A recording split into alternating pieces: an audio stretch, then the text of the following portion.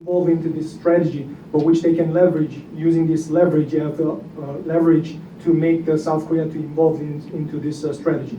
Another one is like a participation of the exercise in the hormones, and another one is the SMA, the Special Measures Agreement, which is a defense burden share between the South Korea. Currently, the U.S. is asking for 5 times more than its previous years. Maybe if U.S. can reduce this amount, then there is a chance of the leverage of this solving this problem. And then by doing so, they're not actually ruining the sovereignty of the South Korea. The U.S. can carefully get it into this situation. I would use some of this metaphor. If there is a grandchildren, 2 grandchildren fighting each other, then the grandfather must be wise to not interfere, not taking on just one side, just be wise to be not fighting them and coordinating in a proper manner. So in this kind of situation, I would say the U.S. role is kind of grandfather watching these fighting 2 grandsons.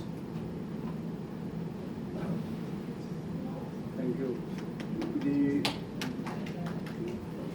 Those people with some questions would like some time.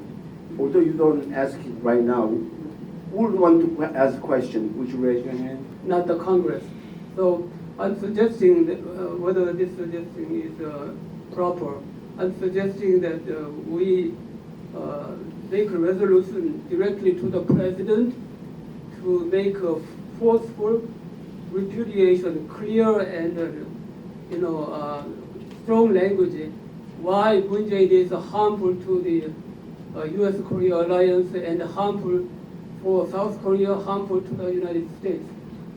Because there is an advantage that we know that South Korean people are for strengthening U.S.-Korea alliance.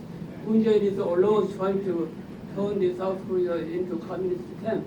So I would like to propose from this group to the White House that President Trump make a strong repudiation of Moon Jae-in, explain why he's bad. We think that he's not happy with Moon Jae-in, but he's not saying it. So he should make a clear language saying that Moon Jae-in is why harmful to all of us this way. We want to call upon President to say that. What's your opinion? Yeah, we assume there are some reasons that the head of one state has to obey in relation to the head of another state. But we'd like to see President Trump condemning Moon would be great. I think maybe Jisomia is the watershed event. I don't know. We'll see. Okay. One more question here. Your name, sir?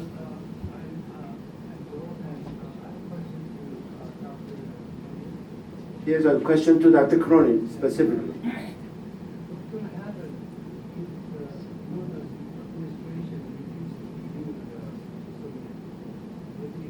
What will be the result of Moon's continuing stubborn resistance to disband Jisomia? Well, in a minute. I've written a long report on this in the Hudson Institute website, and you can download this report. It's called The Cornerstone and the Linchpin, and I go into detail about what can be done and how this happened. It didn't just happen. It happened over the deterioration of relations between Japan and Korea that started really in October 2018.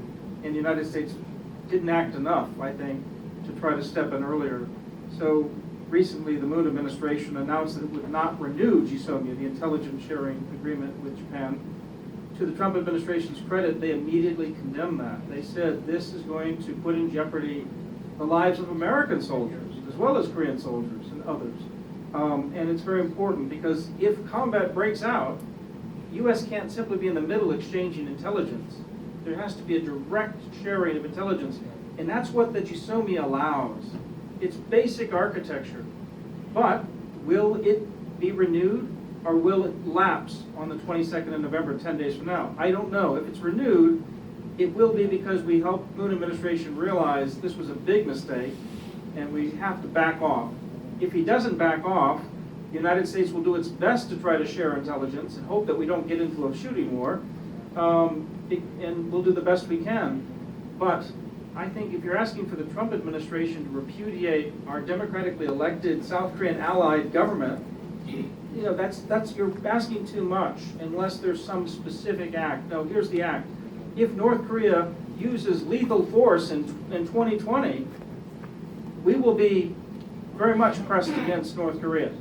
And if Moon is not with us, there will be a rupture in the alliance. But short of that, we'll wait for the democratic process to take care.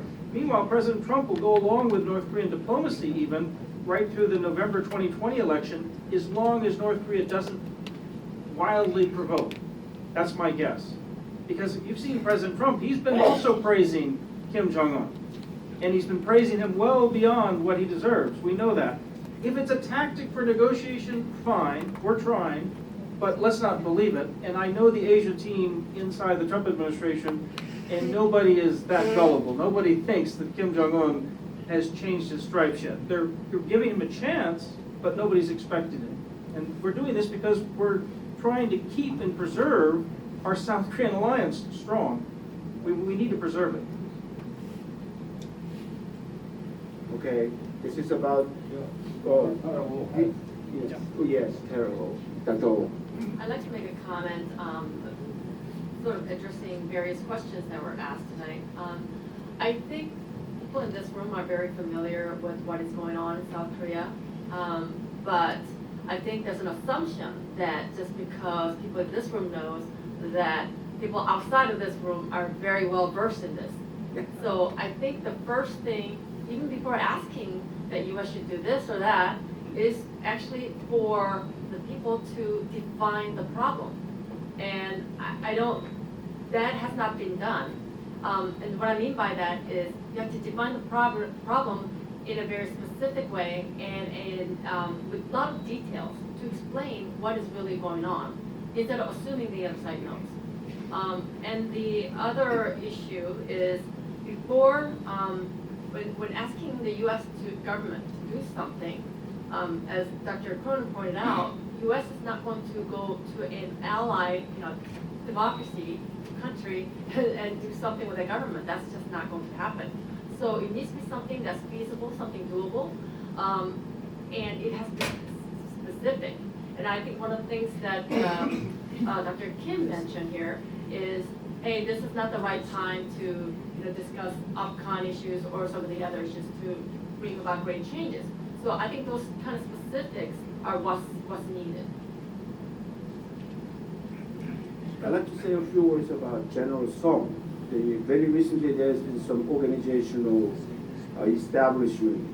We have seen that as in response to September 9th military agreement between North and South Korea, General Song was instrumental in putting together this 시국 선언문 of the retired generals and admirals. It was a painstaking effort, lots of door knockings and telephone calls and so on. But he produced it. Many generals who were reluctant to join are now wanting to get in. So now the numbers are nearly 1,000 and retired generals and admirals. And then this organization, KPAC Korea, he's also a principal promoter of it. And they are kind of culminating in this conference. And General Song will say something, but I want to say something more about this. One thing about what we do is that American government should not think of Moon as a representative of South Korea. They have to begin to listen to the people. And the people of Korea will express their opinions, their views through the Korean Americans. Because Korean Americans have votes, they elected leaders. So we have more than just a wish.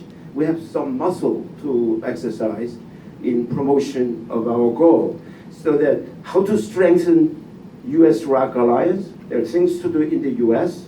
That is people like us writing letters, hold meetings with staff members of Foreign Relations Committee, and then we write letters to President Truman, whether it will succeed or not, to declare his views on Moon regime, and so on.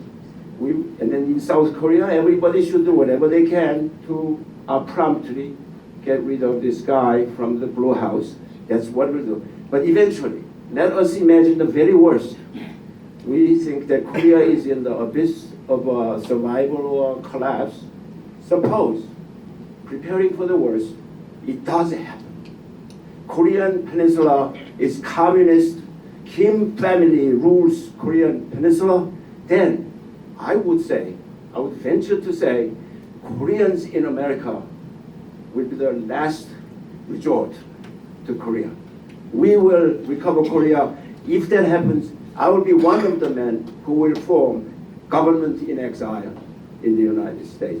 And one more thing, if you have time to listen, there are many views expressed on U.S.-Korea alliance.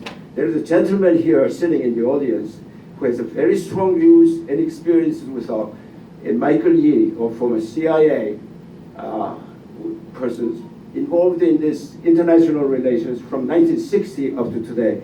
Do you have, Dr. Yee, has some comment to make?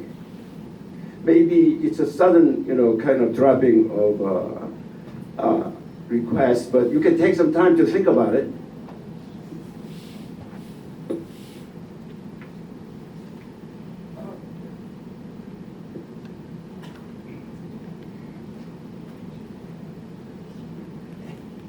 Thank you for opportunity. The fundamental issue or problem we are facing today is we recognize the Moon Jae-in. I don't say Moon Jae-in government. I say Moon Jae-in regime. It's not Moon Jae-in is not representing the Republic of Korea. Yes. The U.S. and South Korea strong alliance is still intact, very strong, but we should not say the U.S.-Korea alliance and relationship may be innovative because of Moon Jae-in. No way. We will keep up our strong alliance with U.S. The U.S. government understands what the problem is. We will never become a communist country in South Korea. Many people misunderstand. U.S. may withdraw from South Korea. The strong alliance between two countries may be destroyed. That will never happen. That will never happen. Many people worry about possible withdrawal of U.S. troops from South Korean territory. That will never happen because U.S. government and U.S. people understand how important the South Korea is to the whole world peace and whole world order. So one problem we should do from today, by all means, we have to eliminate Moon Jae-in from our picture. That's all. Yes. One last statement submitted on a paper from Dr. Oh. It's not entirely clear what it is that you want to say. You elaborate if I miss it. He thinks there should be a resolution by Congress, some kind of phrased in some way that will reflect the consensus of this meeting. And we thank, the Chairman Angle and ask him to propose this resolution to the United States Congress. And how many people think it would be a good idea? We ask them, yeah, we'll try to do it. If anyone wants to contribute to the drafting of the resolution, writing of a letter, please contact either Dr. O or me, and we'll try to do it. Thank you. And following the program, the next stage is benediction by Reverend Yoon. Is the Reverend Yoon here? Thank you. Let us all stand up for benediction. Almighty God, we are thank you for this wonderful time. Thank you for Korean American Leaders Conference. Father, bless those who prepare this conference for your glory, for South Koreans and United States.